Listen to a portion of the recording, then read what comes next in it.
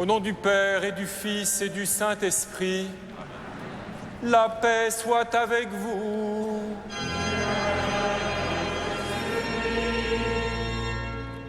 Christ est ressuscité, Alléluia. Il est vraiment ressuscité, Alléluia. Frères et sœurs, hier soir, ce grand cri a retenti dans la nuit, dans notre monde toujours marqué par la mort, toujours marqué par la violence, toujours marqué par la peur du lendemain, ou par l'inquiétude en tout cas du lendemain, dans nos vies parfois rongées par la maladie ou bien par l'épreuve ou par la difficulté de nos relations, nous avons entendu retentir ce grand cri de victoire, qui est la victoire du Christ, mais qui est la nôtre, car il est mort pour nos péchés et ressuscité pour notre vie. Hier, dans toutes les églises du monde, des centaines, des milliers de personnes ont reçu le baptême et ont reçu part avec le Christ. 414 à Paris, dans toutes les paroisses de notre diocèse. Nous rendons grâce à Dieu pour ces nouveaux frères et sœurs qui nous sont donnés. Et ce soir, frères et sœurs, au seuil de notre célébration, en rappel de notre propre baptême, nous allons rendre grâce à Dieu pour l'eau baptismale. Nous allons rendre grâce à Dieu pour ce grand mystère de la plongée dans sa mort et sa résurrection. Nous allons en être aspergés pour être renouvelés dans la fraîcheur de notre naissance.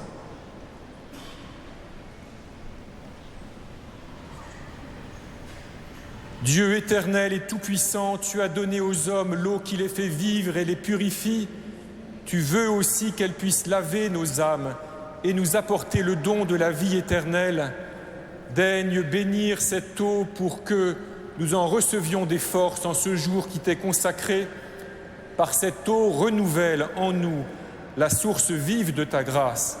Défends-nous contre tout mal de l'âme et du corps. Nous pourrons alors nous approcher de toi avec un cœur pur et profiter pleinement du salut que tu nous donnes par Jésus le Christ, notre Seigneur.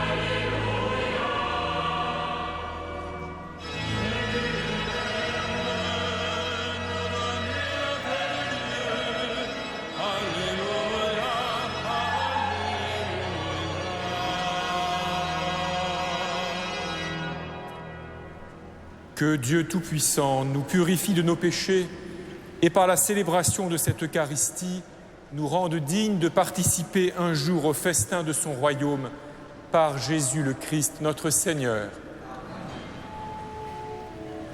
Gloria in excelsis Deo.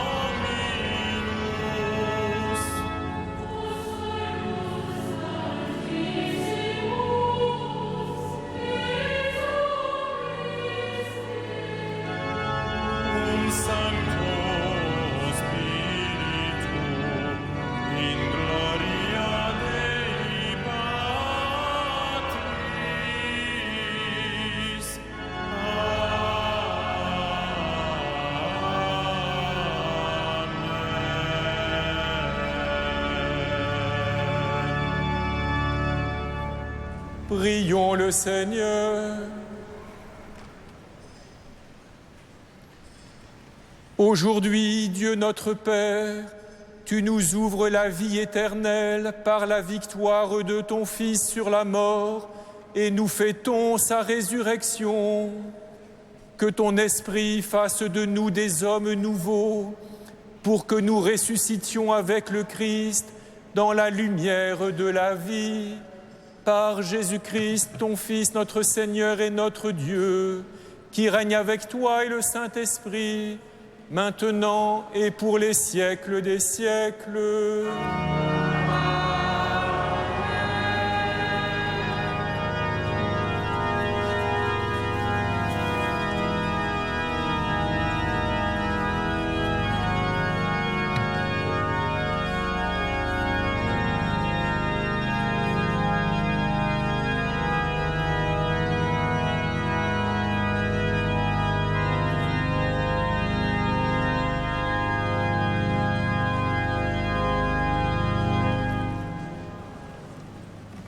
Lecture du livre des Actes des Apôtres. En ces jours-là, quand Pierre arriva à Césarée, chez un centurion de l'armée romaine, il prit la parole et dit : « Vous savez ce qui s'est passé à travers tout le pays des Juifs, depuis les commencements en Galilée, après le baptême proclamé par Jean. Jésus de Nazareth, Dieu lui a donné l'onction d'Esprit Saint et de puissance. Là où il passait, il faisait le bien et guérissait tous ceux qui étaient sous le pouvoir du diable, car Dieu était avec lui. Et nous sommes témoins de tout ce qu'il a fait dans le pays des Juifs et à Jérusalem. Celui qu'ils ont supprimé en le suspendant au bois du supplice, Dieu l'a ressuscité le troisième jour. Il lui a donné de se manifester, non pas à tout le peuple, mais à des témoins que Dieu avait choisis d'avance, à nous qui avons mangé et bu avec lui après sa résurrection d'entre les morts. Dieu nous a chargés d'annoncer au peuple et de témoigner que lui-même l'a établi juge des vivants et des morts. C'est à Jésus que tous les prophètes rendent ce témoignage. Quiconque croit en lui reçoit par son nom le pardon de ses péchés. Parole du Seigneur.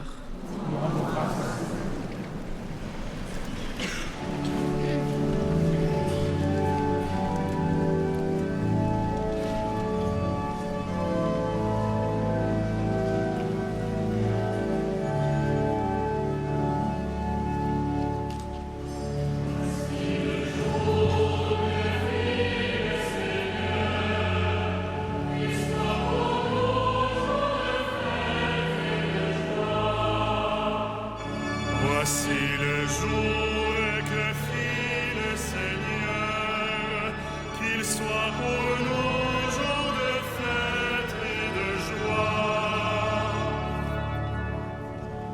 Rendez grâce au Seigneur, il est bon, éternel est son amour. Oui, que le dise Israël, éternel est son amour. Voici le jour que fit le Seigneur, qu'il soit pour nous jour de fête et de joie. Le bras du Seigneur se lève, le bras du Seigneur est fort. Non, je ne mourrai pas, je vivrai pour annoncer les actions du Seigneur. Voici le jour que fit le Seigneur, qu'il soit pour nous jour de fête et de joie. La pierre qu'ont rejetée les bâtisseurs est devenue la pierre d'angle. C'est là l'œuvre du Seigneur, la merveille devant nos yeux. Voici le jour que fit le Seigneur, qu'il soit pour nous jour de fête et de joie.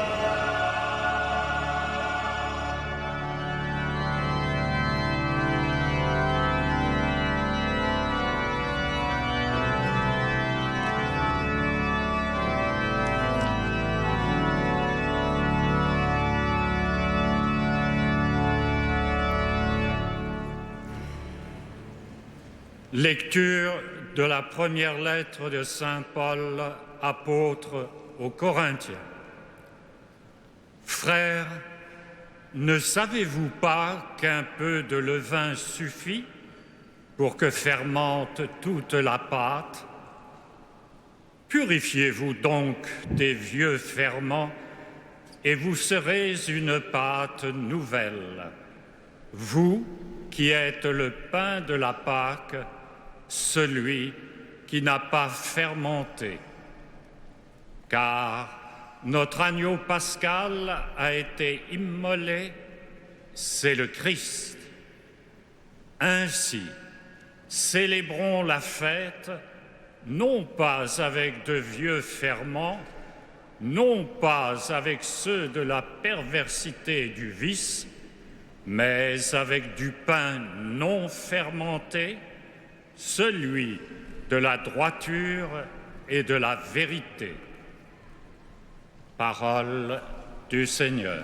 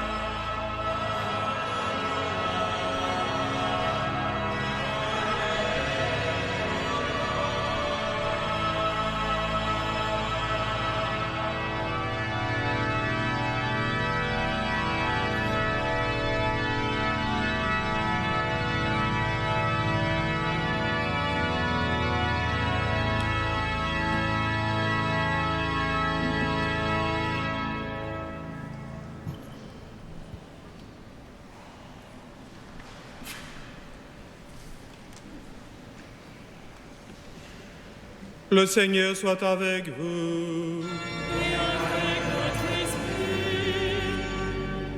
Évangile de Jésus-Christ selon saint Luc.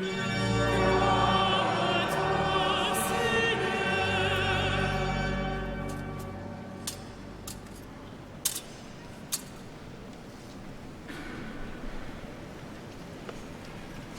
Le même jour, c'est-à-dire le premier jour de la semaine, 2 disciples faisaient route vers un village appelé Emmaüs, à 2 heures de marche de Jérusalem, et ils parlaient entre eux de tout ce qui s'était passé.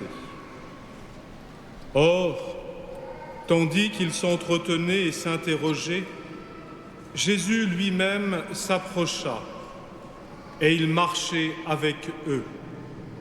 Mais leurs yeux étaient empêchés de le reconnaître. Jésus leur dit, « De quoi discutiez-vous en marchant ?» Alors, ils s'arrêtèrent tout tristes.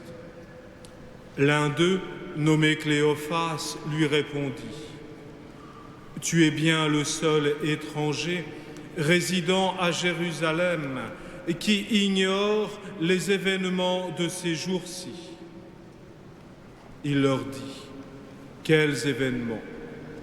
Ils lui répondirent, « Ce qui est arrivé à Jésus de Nazareth. Cet homme qui était un prophète, puissant par ses actes et ses paroles, devant Dieu et devant tout le peuple. Comment les grands prêtres et nos chefs l'ont livré. Ils l'ont fait condamner à mort et ils l'ont crucifié. Nous espérions que c'était lui qui allait délivrer Israël. Mais avec tout cela, voici déjà le 3e jour qui passe depuis que c'est arrivé. À vrai dire, des femmes de notre groupe nous ont remplis de stupeur. Quand, dès l'aurore, elles sont allées au tombeau, elles n'ont pas trouvé son corps. Elles sont venues nous dire qu'elles avaient même eu une vision. Des anges qui disaient qu'il est vivant. Quelques-uns de nos compagnons sont allés au tombeau. Ils ont trouvé les choses comme les femmes l'avaient dit. Mais lui, ils ne l'ont pas vu. Il leur dit alors, « Esprit sans intelligence, comme votre cœur est lent à croire tout ce que les prophètes ont dit. Ne fallait-il pas que le Christ souffrit cela pour entrer dans sa gloire ? Et partant de Moïse et de tous les prophètes, il leur interpréta dans l'Écriture tout ce qui le concernait. Quand ils approchèrent du village où ils se rendaient, Jésus fit semblant d'aller plus loin, mais ils s'efforcèrent de le retenir. « Reste avec nous, car le soir approche et déjà le jour baisse. » Il entra donc pour rester avec eux. Quand il fut à table avec eux, ayant pris le pain, il prononça la bénédiction, et l'ayant rompu, il le leur donna. Alors leurs yeux s'ouvrirent et ils le reconnurent, mais il disparut à leur regard.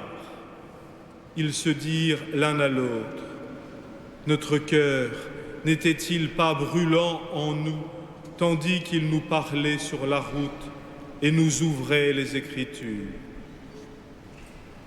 À l'instant même, ils se levèrent et retournèrent à Jérusalem. Ils y trouvèrent réunis les 11 apôtres et leurs compagnons, qui leur dirent, « Le Seigneur est réellement ressuscité. Il est apparu à Simon-Pierre. » À leur tour, ils racontaient ce qui s'était passé sur la route et comment le Seigneur s'était fait reconnaître par eux à la fraction du pain. Acclamons la parole de Dieu.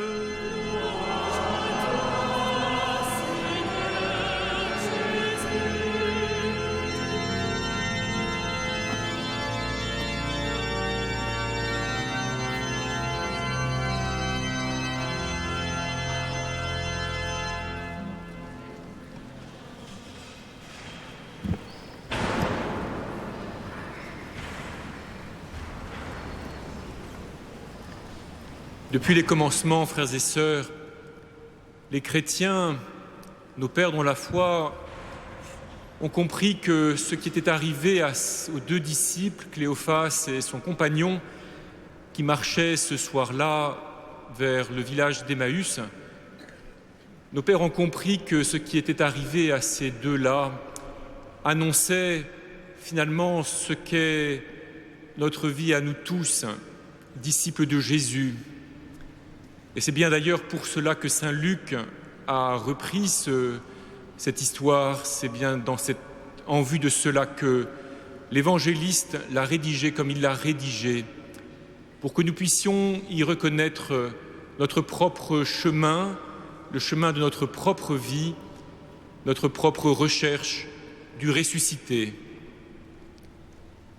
Car souvent, frères et sœurs, notre vie a les allures d'un chemin d'Emmaüs. Nous avançons vers notre Emmaüs à chacun, c'est-à-dire nos tâches, nos responsabilités, nos devoirs, ce que nous avons à faire ici-bas et qui nous occupe si souvent. Et parfois nous avançons sur cette route qui nous conduit à ce que nous avons à faire tout simplement pour nous occuper ici-bas, pour remplir notre rôle, pour vivre ou peut-être pour survivre. Souvent nous partons, nous avançons tout tristes nous aussi, parce que nous sommes peut-être même déçus par le ressuscité. Comme les deux disciples marchaient ce soir-là en se souvenant de ce qu'ils avaient vécu avec Jésus et en évoquant qu'ils avaient un peu compté sur lui pour rétablir la royauté en Israël. Eh bien nous-mêmes, nous avançons parfois en regrettant que Jésus n'ait pas réglé nos problèmes, n'ait pas arrangé un peu notre vie, ne nous ait pas facilité l'existence. Nous aimerions qu'au moins il nous protège, qu'au moins il nous défende, qu'au moins en lui appartenant, en essayant de lui être fidèles, nous soyons préservés de la violence des hommes et de l'injustice du sort. Et ce n'est pas toujours ce qui arrive. Alors nous allons vers nos Emmaüs parce qu'il faut bien y aller et nous marchons tout tristes. Et pourtant nous faisons parfois dans nos vies l'autre expérience d'Emmaüs. Certains d'entre nous peut-être la font plus souvent ou l'ont vécu avec plus d'intensité que d'autres. Mais nous faisons cette expérience qu'ont vécu les deux disciples, celle de la présence de Jésus. À y réfléchir, ce ne fut presque rien. À table, avec eux, il a rompu le pain. Et sa présence a été si forte, si intense. Ce n'est presque rien, une présence ainsi à table. Mais elle était si forte, si présente, si intense, qu'elle a tout transformé, qu'ils se sont précipités vers Jérusalem, que la marche qui les conduisait vers Emmaüs s'est transformée en une course vers Jérusalem pour rencontrer les autres disciples. Ils sont allés vers d'autres expériences, d'autres rencontres, une autre joie que celle qu'ils se promettaient ou qu'ils craignaient de ne jamais trouver en allant vers Emmaüs. Et à nous aussi, il est arrivé sans doute parfois, au moins fugitivement, de percevoir quelque chose de la présence de Jésus, de sa présence à nous si forte.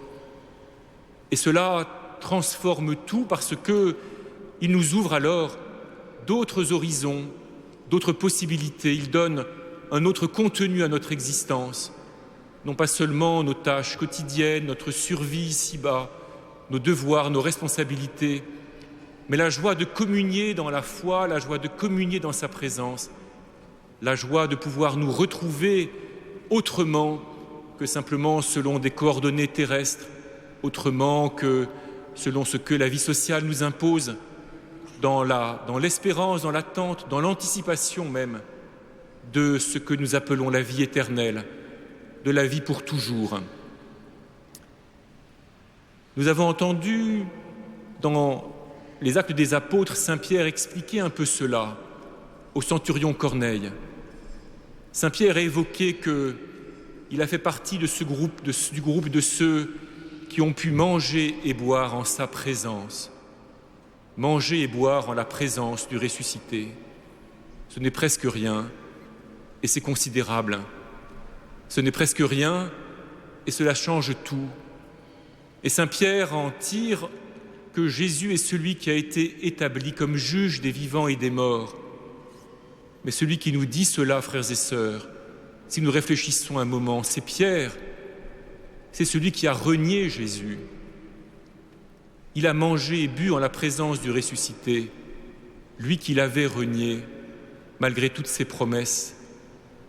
Et donc pour Pierre, manger et boire en présence du ressuscité, ce n'est certes pas retrouver les repas qu'ils avaient pu partager sur les routes de Galilée ou de Judée avant la crucifixion, mais c'est faire la découverte que Jésus est venu au milieu de nous, non pas pour arranger nos problèmes terrestres, non pas pour nous rendre la vie plus facile, non pas pour nous débarrasser de toutes les contraintes de la vie ici-bas, mais pour nous ouvrir une perspective toute nouvelle. Le juge des vivants et des morts n'est pas celui qui va trier entre les bons et les méchants, ce que beaucoup d'entre nous sommes capables de faire. Le juge dont il s'agit, il est celui qui met à nu ce qu'il y a dans notre cœur, qui met à nu ce qui habite les replis de la liberté des hommes, mais non pas pour les condamner, non pas pour les mépriser, non pas pour les rejeter, mais pour nous guérir, pour mettre en nous une nouvelle capacité de vivre et d'agir, pour nous ouvrir de nouvelles perspectives, pour nous convertir, pour nous transformer, pour retourner, revivifier ce qui en nous est mort et complice de la mort, pour ouvrir vers la vie et la communion parfaite ce qui en nous est marqué par le manque, par la peur, par l'inquiétude, par la méfiance. Manger et boire en la présence du ressuscité, c'est faire l'expérience presque insaisissable, bien sûr, mais l'expérience tout de même qu'il est venu, lui, pour nous ouvrir à la communion avec Dieu et à l'union tous ensemble, à ce que nous osons appeler un amour qui dépasse, qui traverse, qui retourne toutes les scléroses, toutes les duretés de nos cœurs.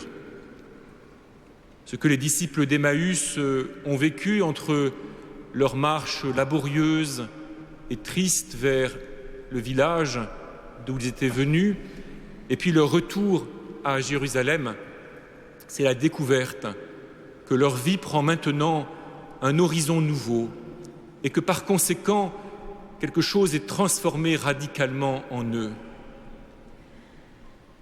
Jésus, accompagnant ses disciples sur la route d'Emmaüs, les a invités à réfléchir à la question suivante: ne saviez-vous pas qu'il fallait que le Messie souffrit pour entrer dans sa gloire?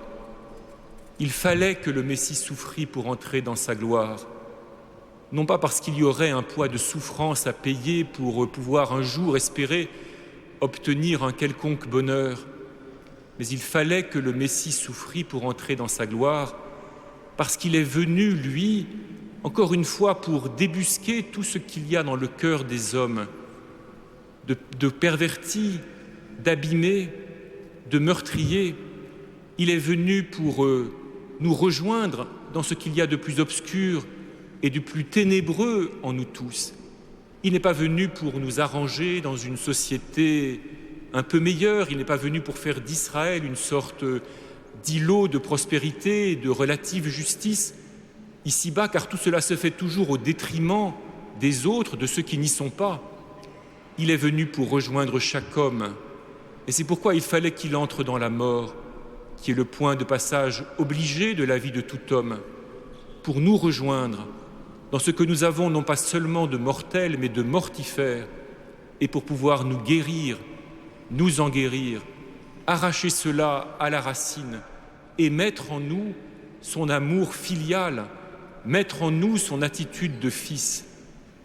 Saint Paul proclame cela aux Corinthiens lorsque il les invite à rejeter les vieux levains de la perversité et du vice et à vivre, à célébrer la Pâque avec le pain nouveau, le pain non levé, celui de la droiture et de la vérité. Il y a en nous, frères et sœurs, de la perversité et du vice. Nous le savons bien, nous ne le savons que trop. nous en faisons l'expérience. Et pendant le carême, nous avons tâché de nous en détacher. Mais nous devons oser croire que le Seigneur Jésus, par la puissance de sa résurrection, a mis en nous la droiture et la vérité, non pas simplement des vertus, non pas simplement le contraire de la perversité et du vice, mais sa droiture à lui et sa vérité à lui. Il a mis en nous ce qui fait son être de fils, pour que nous puissions trouver en nous de quoi puiser une manière nouvelle de vivre, une nouvelle manière d'agir, de nouveaux motifs et de nouvelles forces, pour que nous puissions découvrir que dans notre vie, nous n'avons pas simplement ici-bas à survivre, mais que nous pouvons essayer de vivre ensemble dans la perspective, non pas de la mort et du manque, mais de la vie éternelle, de la communion pour toujours qui sera notre joie, dans l'amour même de Dieu qui s'est ouvert à nous. Alors, frères et sœurs, en ce soir, osons entendre l'exhortation de l'apôtre qui nous invite à nous purifier des vieux ferments et à être une pâte nouvelle. Osons croire que nous sommes cette pâte nouvelle. Osons croire que nous ne sommes pas voués, condamnés à vivre simplement selon les coordonnées de cette terre. Osons croire que le plus important, le plus profond, le plus réjouissant pour nous tous, c'est de nous préparer, de nous laisser préparer même à la grande expérience que Dieu nous prépare pour toujours. Les disciples d'Emmaüs, après avoir couru jusqu'à Jérusalem et avoir retrouvé les apôtres, ont bien dû un jour retourner vers leur village d'origine. Ils sont retournés vers leurs tâches de tous les jours, sans doute, comme nous tous, nous avons à le faire. Mais ils y sont repartis, non plus dans la tristesse, non pas dans la nostalgie de ce qu'ils avaient rêvé que Jésus allait faire, mais avec un cœur renouvelé, un cœur transformé, et un cœur rendu, et une intelligence aussi, rendu capable de percevoir la présence du ressuscité, si impalpable et si forte et si agissante dans nos cœurs. Ils sont repartis en comprenant qu'ils avaient à coopérer à l'œuvre du ressuscité en eux, comme nous sommes invités à le faire, puisqu'il a mis en nous la droiture et la vérité. Nous pouvons apprendre à vivre selon, non pas seulement selon son exemple, mais selon ce principe de vie nouveau qu'il a mis en nous, selon ce principe d'action nouvelle qu'il a enraciné dans nos cœurs, année après année, Pâques après Pâques, tout au long de notre vie, à travers nos joies et nos épreuves, à travers notre affrontement à la maladie, à la mort, à l'injustice, à la violence du sort, mais aussi à la réussite de nos relations, à ce que nous pouvons construire ou édifier de bien, d'heureux, de réjouissant, ce que nous pouvons voir de beau, de grand autour de nous ou en nous et qui nous réjouit. À travers tout cela, tout au long de notre vie, Pâques après Pâques, frères et sœurs, nous apprenons à connaître le ressuscité et à comprendre ce qu'il veut faire pour nous et à nous émerveiller de cette grande victoire qu'il a remportée, qui est la seule qui l'intéresse, qui est la conversion de notre cœur, qui est que nous puissions ne plus être branchés sur notre perversité et notre vice, que nous puissions ne plus être obnubilés par la mort et par le manque, mais avancer dans la droiture et la vérité, dans l'espérance de la communion éternelle. Amen.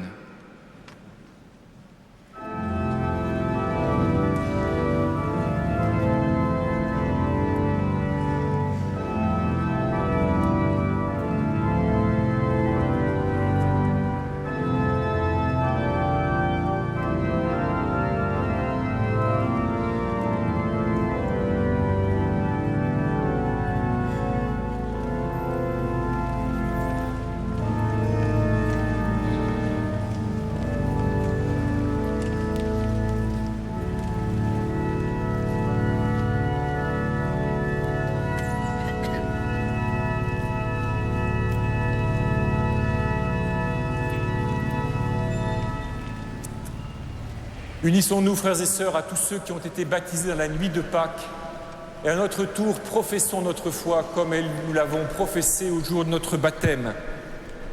Et d'abord, frères et sœurs, pour vivre dans la liberté des enfants de Dieu, rejetez-vous le péché. Je le rejette. Pour échapper au pouvoir du péché, rejetez-vous ce qui conduit au mal. Pour suivre Jésus le Christ, rejetez-vous Satan qui est l'auteur du péché. Et maintenant, croyez-vous en Dieu le Père Tout-Puissant, Créateur du ciel et de la terre? Croyez-vous en Jésus-Christ, son Fils unique, notre Seigneur, qui est né de la Vierge Marie, qui a souffert la passion, a été enseveli, est ressuscité d'entre les morts et qui est assis à la droite du Père? Croyez-vous en l'Esprit Saint, à la Sainte Église catholique, à la communion des saints, au pardon des péchés, à la résurrection de la chair et à la vie éternelle? Telle est notre foi, que Dieu Tout-Puissant, Père de Jésus-Christ notre Seigneur, qui nous a fait renaître par l'eau et l'Esprit Saint, et qui nous a accordé le pardon de tout péché, nous garde encore par sa grâce dans le Christ notre Seigneur, pour la vie éternelle. Amen.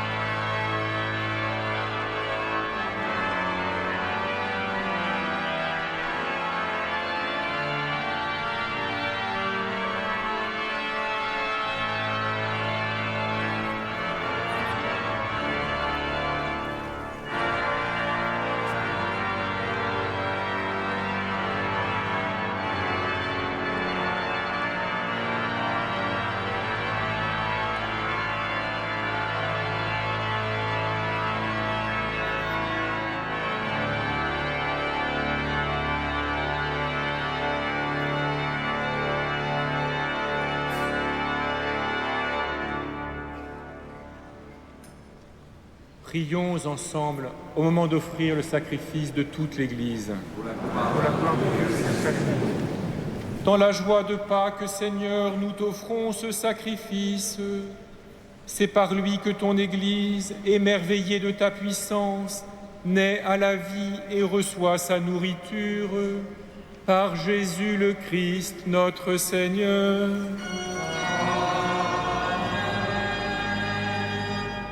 Le Seigneur soit avec vous.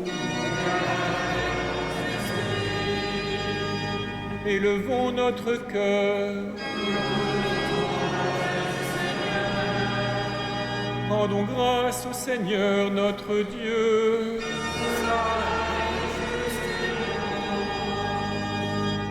Vraiment, il est juste et bon de te glorifier, Seigneur, en tout temps, mais plus encore aujourd'hui, où le Christ, notre Pâque, a été immolé, car il est l'agneau véritable qui a enlevé le péché du monde. En mourant, il a détruit notre mort. En ressuscitant, il nous a donné la vie. C'est pourquoi le peuple des baptisés, rayonnant de la joie pascale, exulte par toute la terre, tandis que les anges dans le ciel chantent sans fin l'hymne de ta gloire.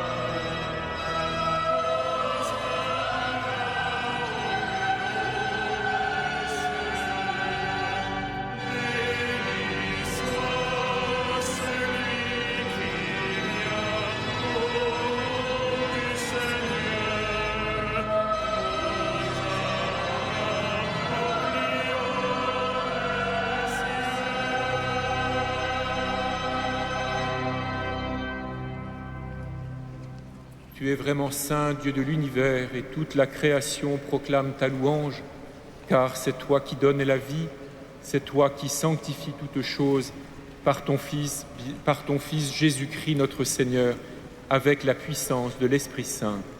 Et tu ne cesses de rassembler ton peuple, afin qu'il te présente partout dans le monde une offrande pure. C'est pourquoi nous voici rassemblés devant toi, et dans la communion de toute l'Église, nous célébrons le jour très saint où ressuscita selon la chair notre Seigneur Jésus-Christ. Par lui que tu as élevé à ta droite, Dieu Tout-Puissant, nous te supplions de consacrer toi-même les offrandes que nous apportons. Sanctifie-les par ton Esprit, pour qu'elles deviennent le corps et le sang de ton Fils, Jésus-Christ notre Seigneur, qui nous a dit de célébrer ce mystère. La nuit même où il fut livré, il prit le pain.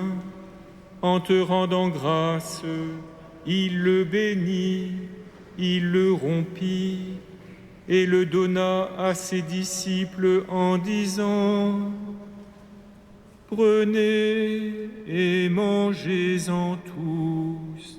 Ceci est mon corps livré pour vous. »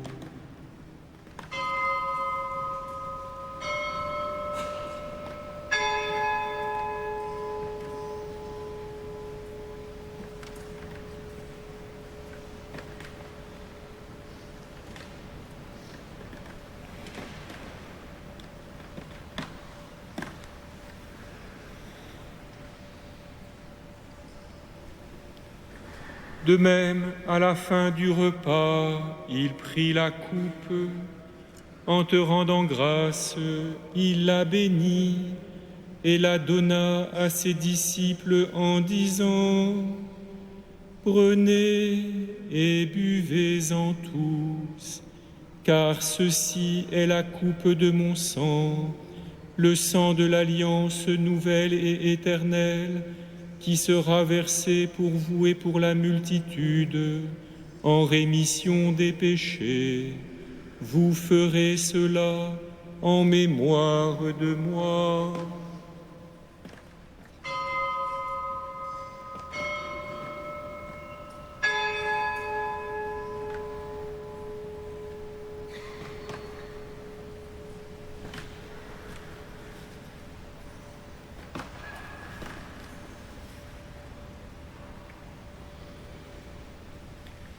Il est grand le mystère de la foi. Nous proclamons ta mort, Seigneur Jésus. Nous célébrons ta résurrection. Nous attendons ta venue dans la gloire.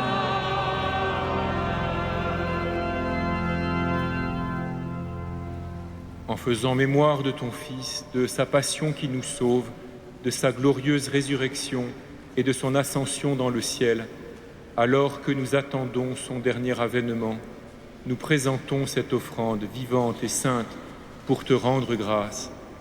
Regarde, Seigneur, le sacrifice de ton Église et daigne y reconnaître celui de ton Fils qui nous a rétablis dans ton alliance. Quand nous serons nourris de son corps et de son sang et remplis de l'Esprit Saint, accorde-nous d'être un seul corps et un seul esprit dans le Christ.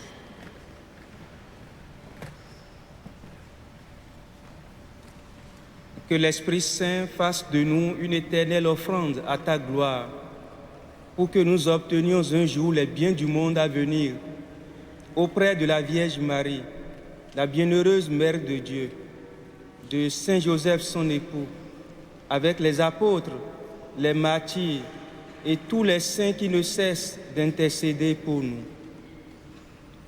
Et maintenant, nous te supplions, Seigneur, par le sacrifice qui nous réconcilie avec toi, étends au monde entier le salut et la paix. Affermis la foi et la charité de ton Église au long de son chemin sur la terre. Veille sur ton serviteur, notre pape François, et notre archevêque André, ses auxiliaires, Monseigneur Éric de Moulin-Beaufort qui préside cette Eucharistie, l'ensemble des évêques, les prêtres, les diacres et tout le peuple des rachetés. Souviens-toi de ce que tu as fait renaître en cette fête de Pâques, de l'eau et de l'Esprit Saint pour une vie nouvelle dans le Christ. Écoute les prières de ta famille assemblée devant toi et ramène à toi, Père très aimant, tous tes enfants dispersés. Pour nos frères défunts, pour les hommes qui ont quitté ce monde et dont tu connais la droiture, nous te prions. Reçois-les dans ton royaume, où nous espérons être comblés de ta gloire, tous ensemble et pour l'éternité, par le Christ notre Seigneur, par qui tu donnes au monde toute grâce et tout bien.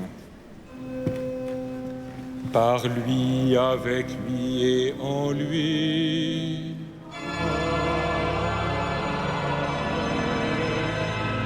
À toi, Dieu le Père Tout-Puissant, dans l'unité du Saint-Esprit.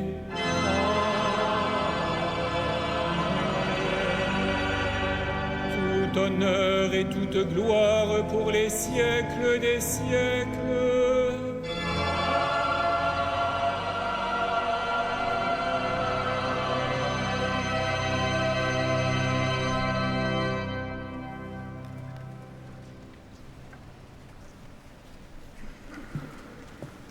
Comme nous l'avons appris du Sauveur selon son commandement, dans la joie de notre baptême, nous fait passer dans la mort et la résurrection de Jésus, nous osons dire « Notre Père, qui es aux cieux, que ton nom soit sanctifié, que ton règne vienne, que ta volonté soit faite sur la terre comme au ciel. Donne-nous aujourd'hui notre pain de ce jour. Pardonne-nous nos offenses, comme nous pardonnons aussi à ceux qui nous ont offensés. Et ne nous soumets pas à la tentation, mais délivre-nous. Délivre-nous de tout mal, Seigneur, et donne la paix à notre temps. Par ta miséricorde, libère-nous du péché Rassure-nous devant les épreuves en cette vie où nous espérons le bonheur que tu promets et l'avènement de Jésus-Christ, notre Sauveur.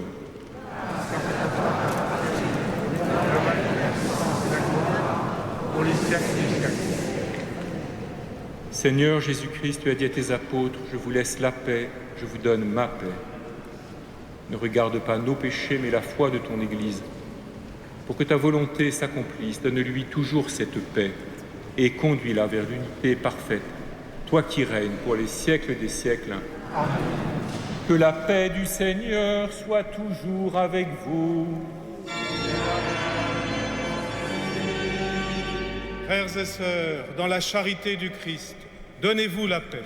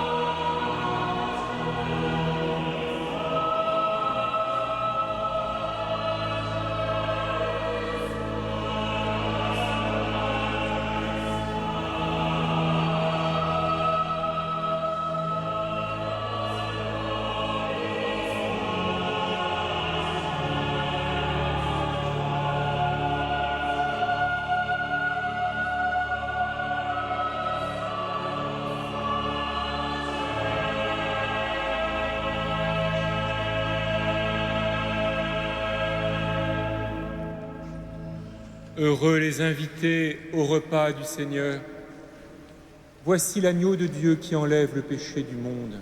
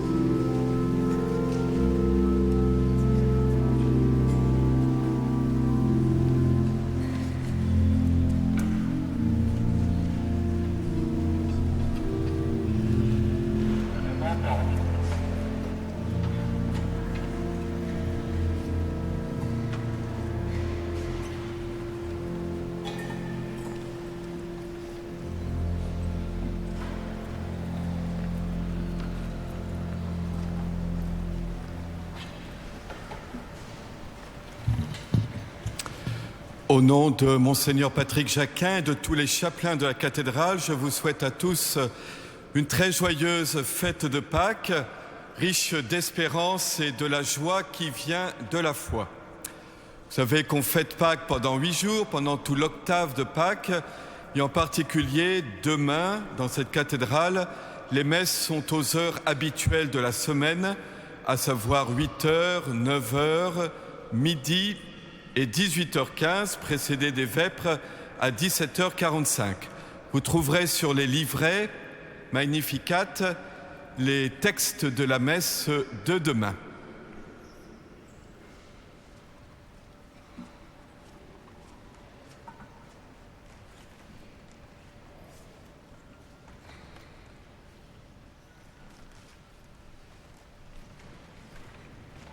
Prions.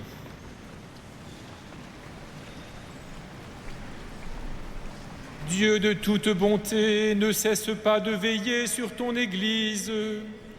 Déjà les sacrements de la Pâque nous ont régénérés en nous obtenant ton pardon, en nous faisant communier à ta vie.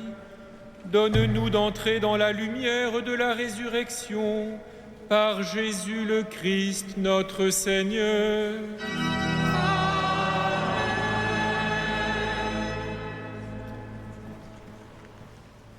Frères et sœurs, au terme de cette semaine sainte, je voudrais remercier au nom de notre archevêque, en mon nom personnel, celui de tous les évêques auxiliaires, en votre nom, je l'espère, la maîtrise de la cathédrale pour tout le travail accompli, pour le soutien remarquable donné à la prière, à la méditation par le chant. Je voudrais remercier aussi de la même manière tout le personnel de la cathédrale et bien sûr les chapelains de cette cathédrale. Nous portons notre prière tous ceux qui viennent d'être baptisés, ceux que nous appelons les néophytes, les nouvelles pousses. Dimanche prochain, ils se rassembleront ici pour célébrer la messe du deuxième dimanche de Pâques, dimanche de la miséricorde, avec notre archevêque qui les aura d'abord reçus pour une ultime catéchèse. Soutenons-les de notre prière pour qu'ils soient fidèles et portent de beaux fruits. Et que cette bénédiction maintenant, frères et sœurs, soit pour vous tous un gage de fécondité, un gage d'espérance dans votre vie, qu'elle s'étende aussi aux membres souffrants de vos familles. Le Seigneur soit avec vous. Que demeure en vous la grâce de Dieu, la grâce pascale qu'il vous offre aujourd'hui, qu'elle vous protège de l'oubli et du doute.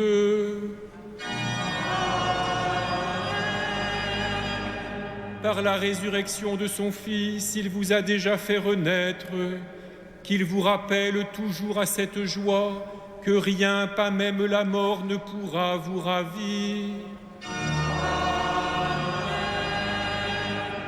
Ils sont finis les jours de la passion, suivez maintenant les pas du ressuscité, suivez-le désormais jusqu'à son royaume, où vous posséderez enfin la joie parfaite. Et que Dieu Tout-Puissant vous bénisse, le Père, le Fils et le Saint-Esprit.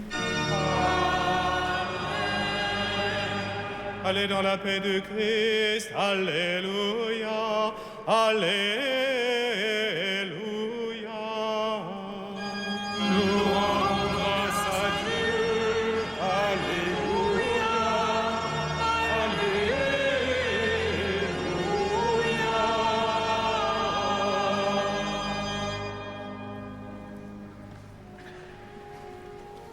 Regina Celi.